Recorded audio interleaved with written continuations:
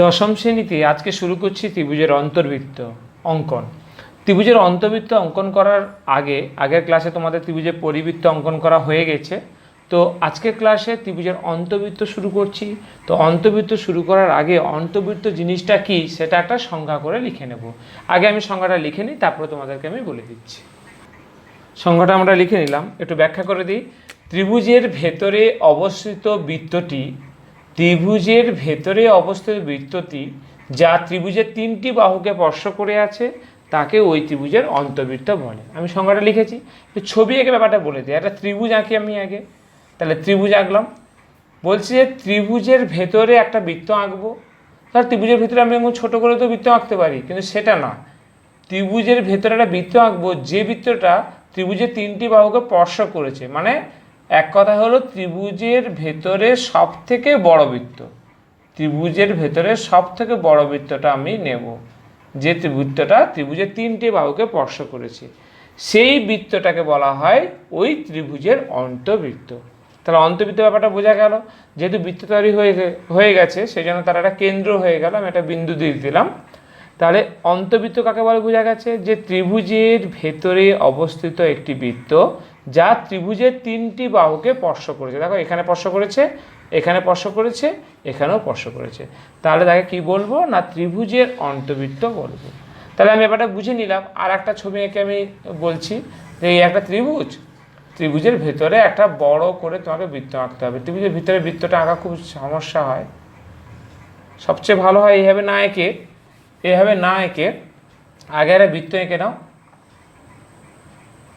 তাহলে বৃত্তটা মোটামুটি গোলই হবে, ঠিক আছে, বোঝানোর জন্য। এবার সেটাকে করে একটা বৃত্ত অঙ্কন, এটা একটা ত্রিভুজ অঙ্কন করো। দেখো তাহলে এই ত্রিভুজের ভিতরে একটা বৃত্ত হয়ে গেল, এই বৃত্তকে বলা হয় অন্তর্বৃত্ত। এবার এই অন্তর্বৃত্তের ব্যাসার্ধ নেব। ধরো এখান থেকে এটা যোগ করলাম, এইটুকু ব্যাসার্ধ পেলাম, বা এখান থেকে এটা যোগ করলাম, এটা ব্যাসার্ধ পেলাম। এই যে ব্যাসার্ধ তাকে বলা হয় অন্তঃব্যাসার্ধ। তাকে কি বলা হয়, অন্তঃব্যাসার্ধ। ঠিক আছে, তাকে বলা হয় অন্তঃব্যাসার্ধ। ব্যাপারটা অন্তঃব্যাসার্ধ তাহলে কী জিনিস বোঝা গেল। এবার আমি ব্যাপারটা বুঝে নেওয়ার পর এবার আমরা মেন অঙ্কে যাব। মেন অঙ্ক বলতে একটা সম্পাদ্য চ্যাপ্টার। সম্পাদ্যতে তোমাকে কতগুলো ওরা মাপ বলে দেবে, সেই মাপ অনুসারে তোমাকে ত্রিভুজ আঁকতে হবে, এবং সেই ত্রিভুজের ভেতর অন্তর্বৃত্তটা তোমাকে পেন্সিল কম্পাসের সাহায্যে আঁকতে হবে। ফ্রি হ্যান্ড করলে আর হবে না, পেন্সিল কম্পাসের সাহায্যে মাপ অনুসারে তোমাকে ছবিটা আঁকতে হবে, ঠিক আছে। তাহলে আমরা ব্যাপারটা বোঝার জন্য একটা উদাহরণ নিয়ে নেব। চলো একটা উদাহরণ নিয়ে নিই। উদাহরণ নিয়ে অঙ্ক আমরা একটু পরে শুরু করছি। প্রথমে অন্তর্বৃত্ত কিভাবে অঙ্কন করতে হয় তার কতগুলো স্টেপ হয়, সেই স্টেপগুলো স্টেপ 1, স্টেপ 2, স্টেপ 3 করে আমরা একটু লিখে নেব, ঠিক আছে। তাহলে অন্তর্বৃত্ত কীভাবে অঙ্কন করতে হয়, স্টেপ 1, তাই তো। প্রথম আমরা লিখব স্টেপ 1। স্টেপ 1-এ কি, ত্রিভুজ এঁকে নিতে হবে, ঠিক আছে। স্টেপ 1-এ তোমরা লিখে নাও ত্রিভুজ অঙ্কন। ত্রিভুজটা ওরা যে মাপগুলো বলবে তুমি সেই মাপ অনুসারে ত্রিভুজটা বানাবে। তাহলে আমি একটা ত্রিভুজ অঙ্কন করছি নিজের মতো করে, ঠিক আছে। একটা ত্রিভুজ আমি অঙ্কন করে নিলাম নিজের মতো করে। তাহলে স্টেপ 1 কাজ হবে কি, ত্রিভুজটা এঁকে নিতে হবে, ঠিক আছে। আমি একটা ত্রিভুজ মোটামুটি এঁকে নিলাম, উদাহরণটা তোমাদেরকে বোঝাবো বলে। ত্রিভুজটার নামকরণ করে দিচ্ছি, ত্রিভুজটার নাম দিচ্ছি ABC। তাহলে প্রথম স্টেপ মানে স্টেপ 1-এ কী করা হলো, ত্রিভুজ অঙ্কন, তাই তো। এবার স্টেপ 2-তে চলে যাব। স্টেপ 2 তোমরাও পাশে লিখে রাখবে। স্টেপ 2-র কাজ হলো যে কোনো দুটি কোণকে সমদ্বিখণ্ডক করব, যে কোনো দুটি কোণকে, ঠিক আছে। তাহলে যে কোনো দুটি কোণকে সমদ্বিখণ্ডক কীভাবে করা হয়, কোণ সমদ্বিখণ্ডক যেভাবে করা হয়, আমি এই কোণটাকে সমদ্বিখণ্ডক করছি। সাধারণত নিচের দুটো কোণকে সমদ্বিখণ্ডক করা হয়, উপরে কোণকে সমদ্বিখণ্ডক করা যেতে পারে, কিন্তু করলে ছবিটা একটু কঠিন হয়ে যায়। ওই জন্য সবসময় নিচের দুটো কোণকে সমদ্বিখণ্ডক করবে। কোণ সমদ্বিখণ্ডক করা খুব সহজ নিয়ম। যে কোনো কোণকে একটা যে কোনো মানে কি বলবো শীর্ষবিন্দুতে, মানে যে কোণটাকে তুমি সমদ্বিখণ্ডক করতে চাও সেই কোণে বসাতে হবে। বসিয়ে যে কোনো মাপের একটা বৃত্তচাপ অঙ্কন করলে, যে কোনো মাপের, সেই মাপটা একই রাখবে বা একটু বাড়িয়ে নিতে পারো, বাড়িয়ে নিয়ে কি করবে, একটু বাড়িয়ে নিলাম আমি, বাড়িয়ে নিয়ে কী করলাম, একটা বৃত্তচাপ অঙ্কন করলাম। আমি একটু বাড়িয়ে নিলাম যাতে ছবিটা বাইরে চলে যায়, তাহলে দেখতে ভালো হয়। ঠিক আছে, তাহলে আমি একটা বাইরে পাঠিয়ে দিলাম, দিয়ে একটা বৃত্তচাপ আমি মানে ছেদ নিলাম। এবার সেটাকে আমি কি করব, আগে এটা বিন্দু বানিয়ে নেবে, বিন্দু বানিয়ে নিয়ে সেটাকে যুক্ত করে দেব, সেটাকে আমি বিন্দু বানিয়ে নিয়ে সেটাকে আমি যুক্ত করে দেবো। তাহলে আমি কি পেলাম, একটা কোণকে সমদ্বিখণ্ড করতে পারলাম। তাহলে একটা কোণ মানে বি কোণকে আমি সমদ্বিখণ্ড করে ফেলাম। একই রকমভাবে আমি কোন কোণটাকে সমদ্বিখণ্ড করব, আর একটা কোণ আমাকে নিতে হবে, সেই কোণটা হলো সি কোণ। তাহলে আর একটা কোণকে আমি সমদ্বিখণ্ড করব, যে কোনো মাপের, যে কোনো মাপের একটা বৃত্তচাপ নেব। ঠিক আছে, যে কোনো মাপের একটা বৃত্তচাপ নেব, খুব একটা ছোটো চাপ নেবে না, একটু বড় করে বৃত্তচাপটা নেবে। ঠিক আছে, তাহলে ছবিটা ভালো হয়। যে কোনো একটা একটু মাপ নিলাম, সেইখানে বসিয়ে অর্ধেকের বেশি নিয়ে একটা ড্রয়িং করব। আমি একটু এই মাপটা নিলাম, বৃত্তচাপটা আমি পেয়ে গেলাম। ঠিক আছে, এবার আমি কি করব, সেটাকে বিন্দু বানিয়ে আমি যুক্ত করে দেবো। তাহলে আমি দুটো কোণকে সমদ্বিখণ্ড করে দিলাম। তাহলে আগে বিন্দু বানিয়ে নেবে, এটাকে যেখানে ছেদ করছে সেটাকে বিন্দু বানিয়ে নেবে, দিয়ে একদম সঠিকভাবে যোগ করবে। এই অঙ্কের একটু সমস্যা হলো, একটু প্রবলেম হলে আর ছবিটা দাঁড়াবে না লাস্টে। ঠিক আছে, ছবিটা কিন্তু লাস্টে আর দাঁড়াবে না। তাহলে আমি কি করলাম, স্টেপ 2তে কি করলাম, কোণের সমদ্বিখণ্ডক, কোণের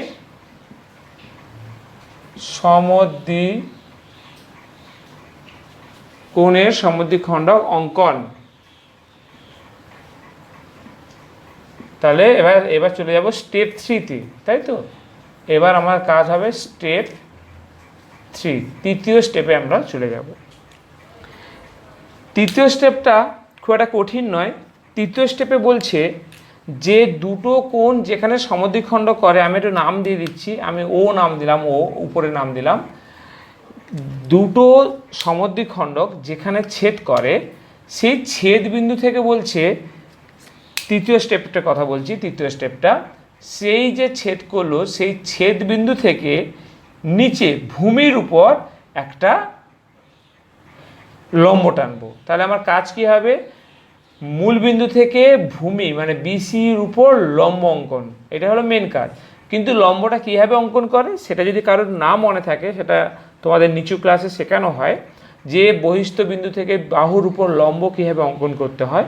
যদি কেউ ভুলে থাকো তাহলে আমি করছি নিচে দেখতে, কিন্তু দেখে নাও।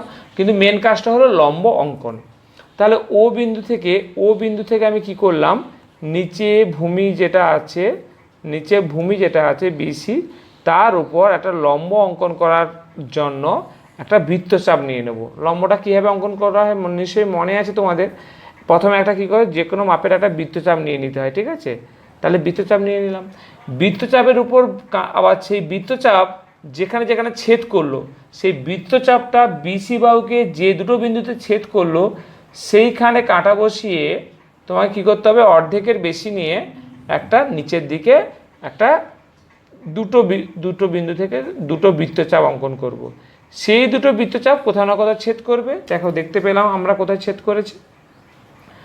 তো এই ছেদ পেয়ে গেলে এবার আমি কি করব, স্কেল দিয়ে ও বিন্দুর সঙ্গে ওই ছেদ বিন্দুটা যেটা পেলাম শেষে, তার সঙ্গে ও বিন্দুটা আমি সুন্দর করে কিন্তু যুক্ত করে দেবো। ঠিক আছে, যুক্ত করে দিলাম। তাহলে আমি এরকম একটা জায়গায় চলে এলাম।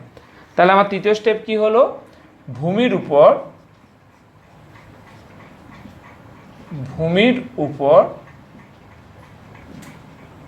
লম্ব অঙ্কন। ঠিক আছে, তাহলে আমার তৃতীয় স্টেপ হলো ভূমির উপর লম্ব অঙ্কন। এবার স্টেপ 4, 4 নম্বর স্টেপে আমি যাব। স্টেপ 4 মানে 4 নম্বর স্টেপে আমি যাব। এবার আমাদের কাজ কি হবে, এবার যেটা কাজ হবে, লম্ব অঙ্কন করা হয়ে গেলে সেই লম্ব, দেখো সেই লম্ব কিন্তু ভূমিকে কোথাও না কোথাও ছেদ করবে। তো বিসি বাহুর উপর যেহেতু তুমি লম্ব টানছো, সেই লম্ব বিন্দুটা নিতে হবে, তার নাম দিলাম ডি। এই লম্ব বিন্দুটার নাম দিলাম কি, ডি। মানে এই বিন্দুটা, লম্ব বিন্দুটা মানে বিসি বাহুর উপর যেখানে লম্ব হয়েছে সেই যে বিন্দুটা পেলাম তার নাম দিলাম ডি। তার ডিটা হলো পাদবিন্দু, ডিটাকে পাদবিন্দু বলে, লম্ববিন্দু বলে না, পাদবিন্দু বলে। তাহলে ডিটাকে পাদবিন্দু বলে। এবার আমি কি করব, ওডির মাপ নেব, ঠিক আছে, ওডির মাপ নেব, সুন্দর করে ওডির মাপ নেব, মাপটা হয়ে আছে আগে থেকে দেখছি। তাহলে ওডির মাপ নিয়ে আমি ওডির মাপ নিয়ে একটা সুন্দর করে বৃত্ত অঙ্কন করব, ঠিক আছে, খুব সাবধানে বৃত্তটা অঙ্কন করব, খুব সাবধানে বৃত্তটা আমরা অঙ্কন করব। আমার বোর্ডে খুবই অসুবিধা, তোমাদের হয়তো এতটা অসুবিধা হবে না,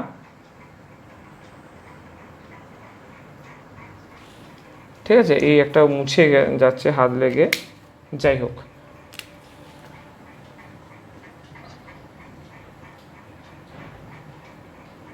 এই বৃত্তটা আমরা পেয়ে গেলাম, ঠিক আছে। এটা ও বিন্দু, ও বিন্দু করে একটা সার্কেল করে একটা কিন্তু বৃত্ত আমি কিন্তু পেয়ে গেলাম। দেখো বৃত্তের এক সুন্দর একটা বৃত্ত কিন্তু আমি পেয়ে গেলাম। এই যে বৃত্তটা হলো, এই বৃত্তটা দেখো তিনটি বাহু, ত্রিভুজের তিনটি বাহুকে কিন্তু স্পর্শ করেছে। তার মানে কি, এটা তাহলে কি বৃত্ত হলো, যেহেতু স্পর্শ করেছে তাই এটা অন্তবৃত্ত হয়ে গেল। তাহলে স্টেপ 4 আমরা কি লিখব, তাহলে স্টেপ 4-এ লিখব ওডি, ওডি, ওডি ব্যাসার্ধ ধরে বৃত্ত অঙ্কন, মানে আমি সংক্ষেপে লিখে রাখলাম, ঠিক আছে। তাহলে 4টে স্টেপে তোমার অঙ্কটা কমপ্লিট হলো, ঠিক আছে, 4টি স্টেপে তোমার অঙ্কটা কমপ্লিট হলো। তাহলে আমরা বৃত্ত পেয়ে গেলাম। এবার এরপরে যদি কেউ বৃত্তের ব্যাসার্ধ মাপতে চায়, তাহলে বৃত্তের ব্যাসার্ধ কিন্তু ওডি, তাই তো, বৃত্তের ব্যাসার্ধটা কিন্তু ওডি, এই ওডি বৃত্তের ব্যাসার্ধ, ঠিক আছে। যদি বৃত্তের ব্যাসার্ধ কেউ জানতে চায় তাহলে বলবে, যদি কোশ্চেনে বৃত্তের ব্যাসার্ধর মাপ জানতে চায় তোমাকে এটা স্কেল দিয়ে মেপে নিতে হবে।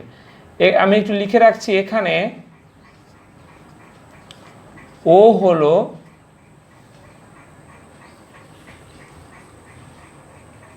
ওকে কি বলে, হলো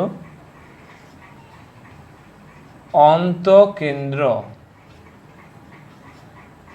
এখানে ও হলো অন্তকেন্দ্র, ওডি হলো অন্তব্যাসার্ধ, ঠিক আছে, এটা অন্তকেন্দ্র আর ওডি হলো অন্তব্যাসার্ধ। তাহলে এই আমার কতগুলো জিনিস আমাকে মনে রাখতে হবে।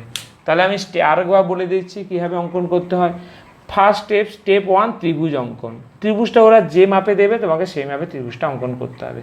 স্টেপ 2 যে কোনো দুটো কোণকে সমদ্বিখণ্ডক, যে কোনো দুটি কোণকে সমদ্বিখণ্ডক, স্টেপ 2। স্টেপ 3 কি না, সমদ্বিখণ্ডক দুটো যে বিন্দুতে মিলিত হবে সেই বিন্দু থেকে ভূমির উপর লম্ব অঙ্কন, ভূমির উপর লম্ব অঙ্কন, ঠিক আছে, যে বিন্দুতে মিলিত হবে সেখান থেকে ভূমির উপর লম্ব অঙ্কন, তার স্টেপ 3। স্টেপ 4 কি, যে তুমি ওডি মাপ পাবে সেই ওডিকে ব্যাসার্ধ করে বৃত্ত অঙ্কন, ওডিকে ব্যাসার্ধ ধরে বৃত্ত অঙ্কন, তাহলে তোমার স্টেপ 4 হয়ে গেল।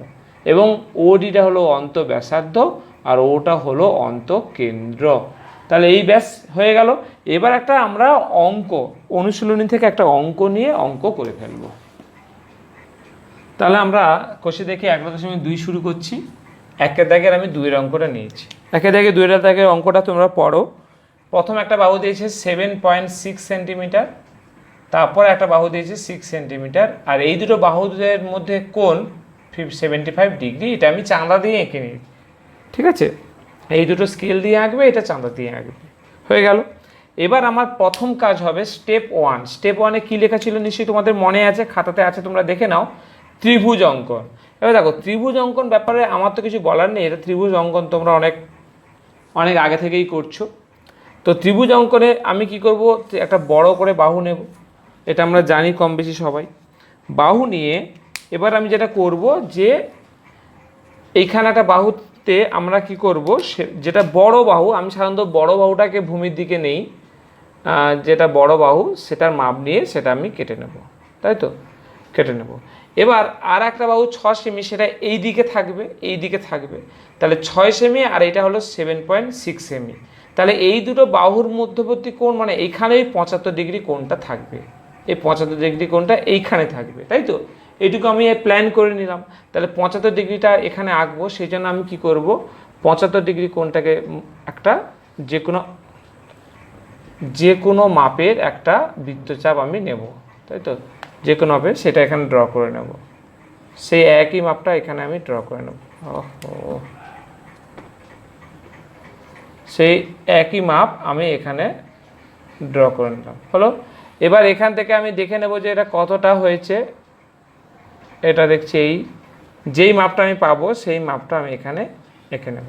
তাহলে আমি 75 ডিগ্রি পেয়ে গেলাম। তো 75 ডিগ্রি পেয়ে গেলে আমি কি করব, এবার স্কেল দিয়ে আমি ওটাকে বাড়িয়ে দেব, স্কেল দিয়ে মাপটা বাড়িয়ে দেব।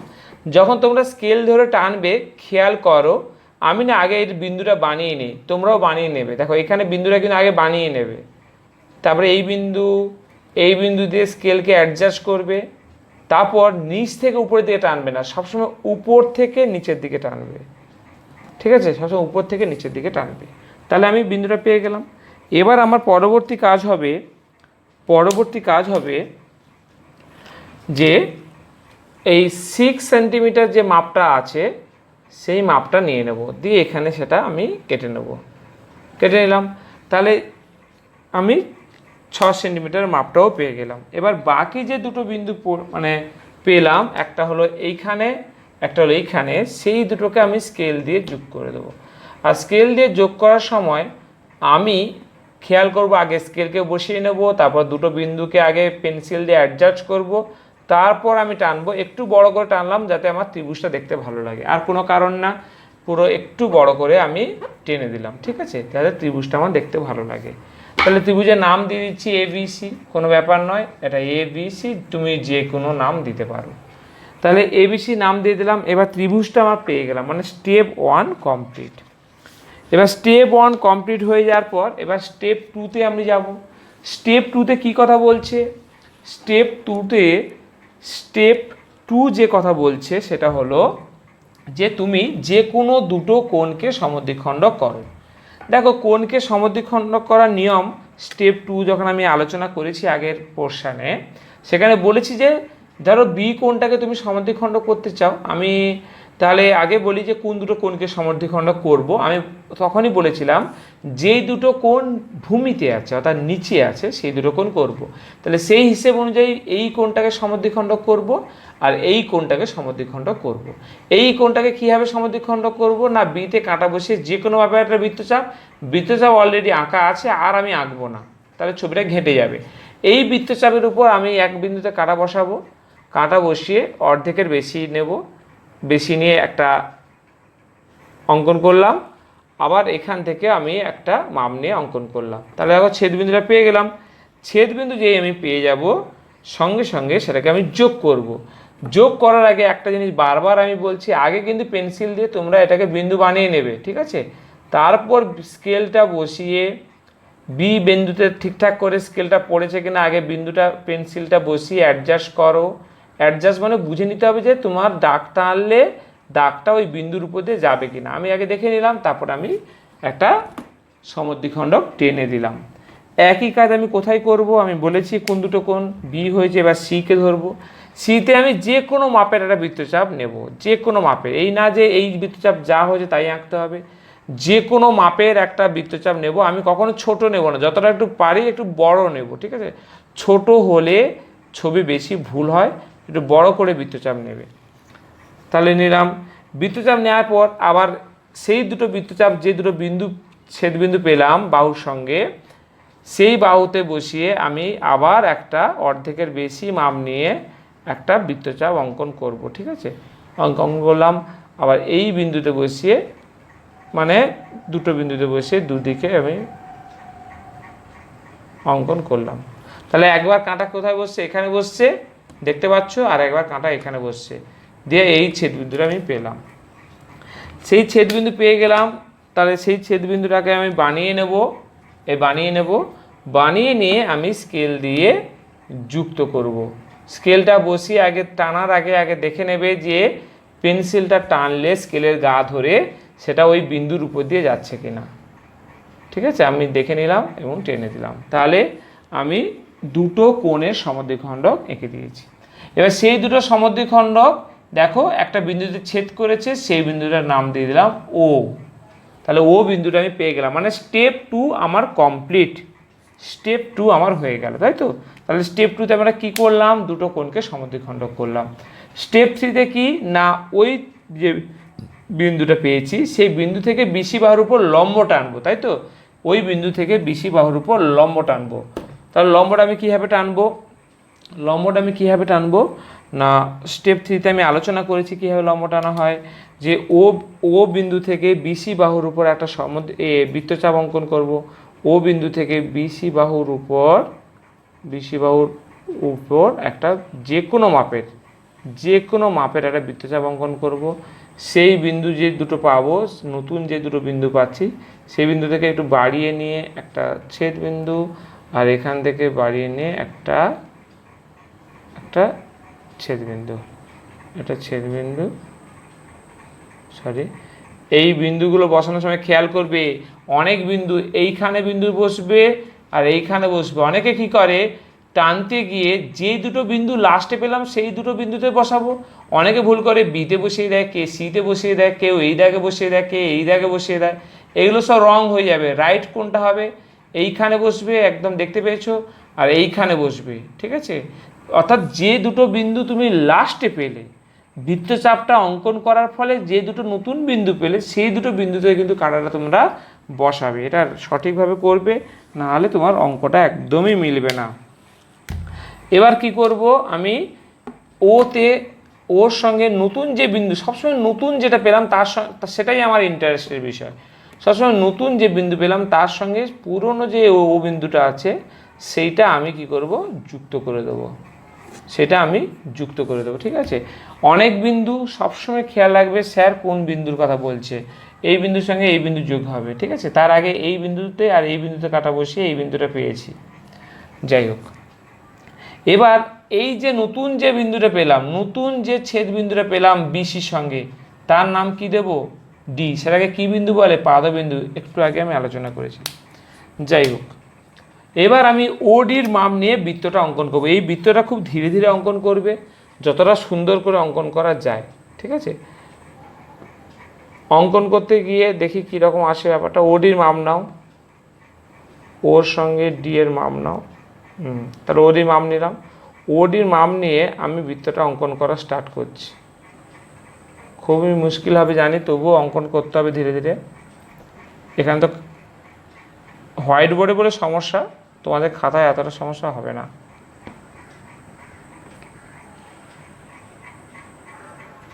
দেখো আমি বৃত্তটা কিন্তু অঙ্কন করতে পেরেছি, ঠিক আছে।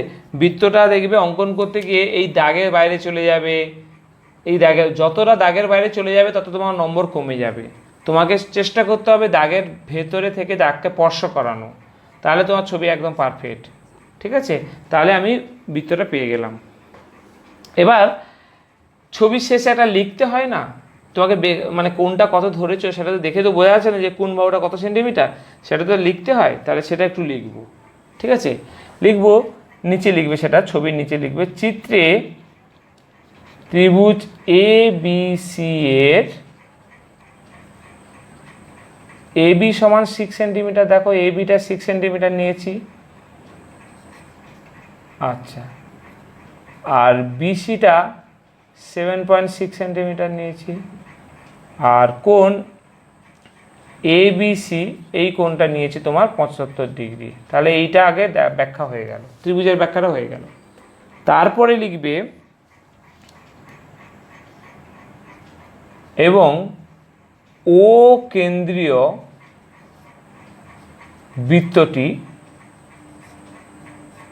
হলো ত্রিভুজ এ বি সি এর অন্তর্বৃত্ত,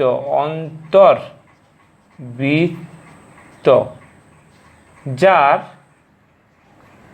অন্তর্বৃত্ত পর্যন্ত হয়ে গেল, ঠিক আছে। যদি অন্তঃব্যাসার্ধ চায় তাহলে আর একটু যোগ করতে হবে, যার অন্তর্ব্যাসার্ধ ওডি সমান, এটা স্কেল দিয়ে তোমরা মেপে নেবে কতটা আসে। আমি স্কেল দিয়ে মেপে দেখছি প্রায় 2, ওই জন্য প্রায়, এটা সবসময় প্রায় হবে, ঠিক আছে। 2 সেন্টিমিটার প্রায়, ওডি সমান 2 সেন্টিমিটার প্রায়, তাহলে আমি পুরো ব্যাপারটা আমি কমপ্লিট করে দিলাম, 1 দাগে 2 অঙ্কটা। ঠিক আছে, কোনো ব্যাপার নয় অঙ্কটা করা তোমাদের কাছে। আমি আপাতত এই কটা অঙ্ক করলাম, বাকি অঙ্কগুলো তোমাদেরকে করে নিতে হবে।